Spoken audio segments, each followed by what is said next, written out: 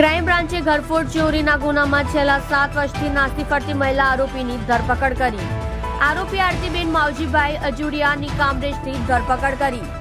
આરોપી મહિલાએ વર્ષ 2016માં તેઓએ 2 દિવસ માટે ગેસ્ટ હાઉસમાં રૂમ ભાડે લીધું હતું. ત્યાં રોકાયેલા અને બાદમાં તે રૂમમાંથી LED ટીવી ચોરી કરી ફરાર થઈ ગઈ હતી, જે બાબતે વલસાડ ટાઉન પોલીસ સ્ટેશનમાં ગુનો નોંધાયેલ હતો.